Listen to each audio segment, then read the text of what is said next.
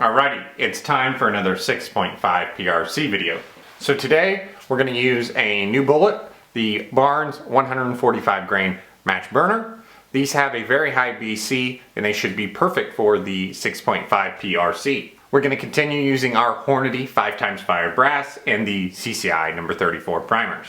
So we're pulling out US 869 again today. I used this when I first got the PRC and had some pretty disappointing velocity results. We're going to see if we can push up pretty high today and push these heavy projectiles pretty good speeds. So we are starting out at 67 grains and working our way up to 68.5 grains.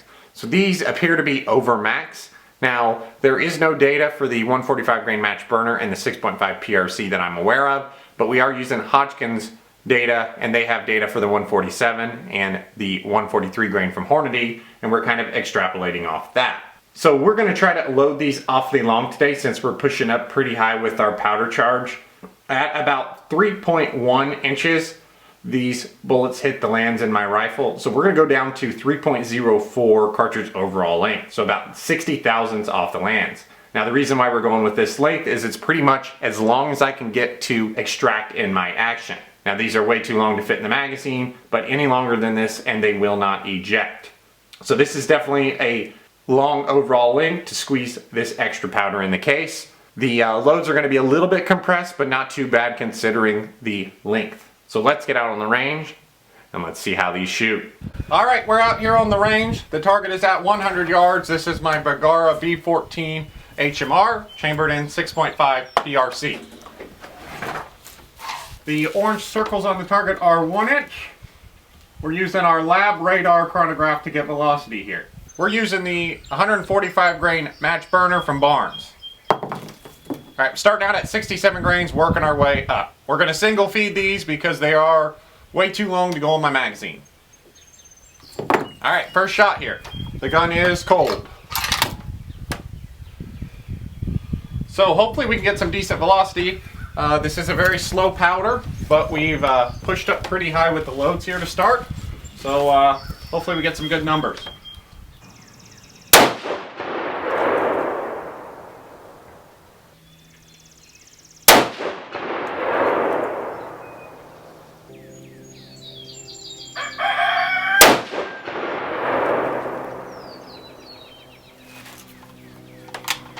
Not a good start there with the group. This is by far the worst I've seen this gun shoot. Just gonna make sure that nothing is loose. Doesn't appear as if anything's loose. Alright, we're gonna move up to the next group here. Hopefully it's a little bit better than that last one.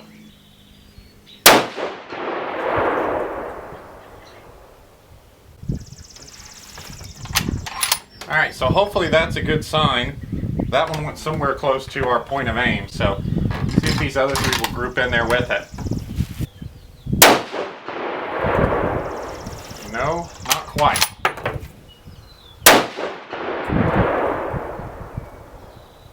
Wow.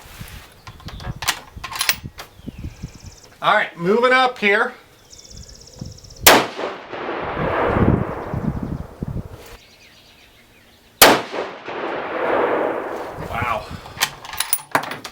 Just absolutely terrible.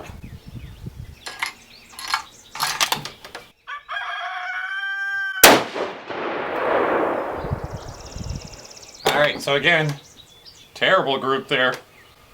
I guess the positive thing to think about for today is the velocity numbers don't look terrible. That one was 2864 with a 14.3 SD, but groups are just absolutely unacceptable. Alright, last group here. 68.5 grains.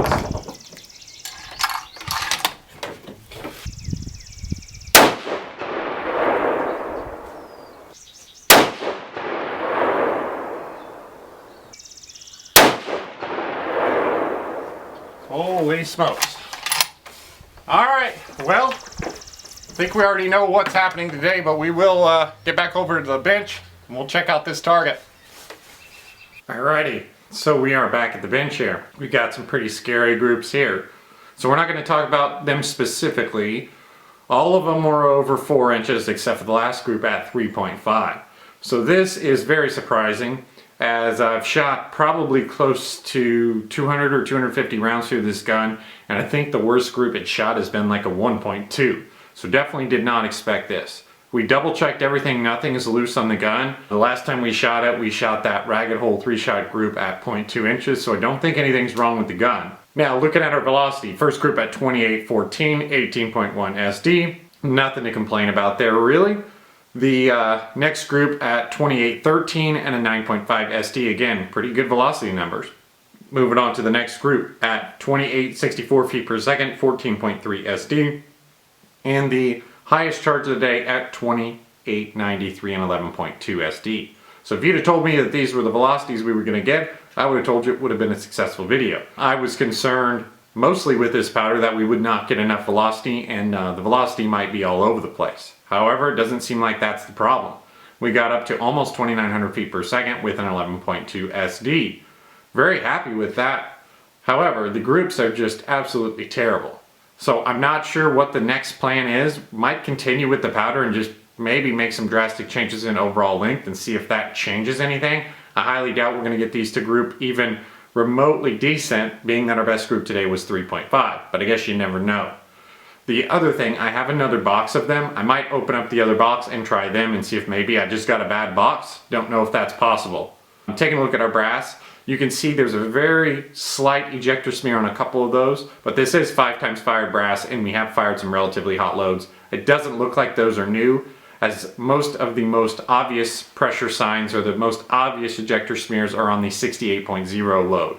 On the 68.5, we're really not seeing anything at all. So, if you guys have any ideas, post them down in the comment section below. Hopefully next time we get out on the range, we shoot a little better groups than this. So thank you guys for watching, and we'll see you next time.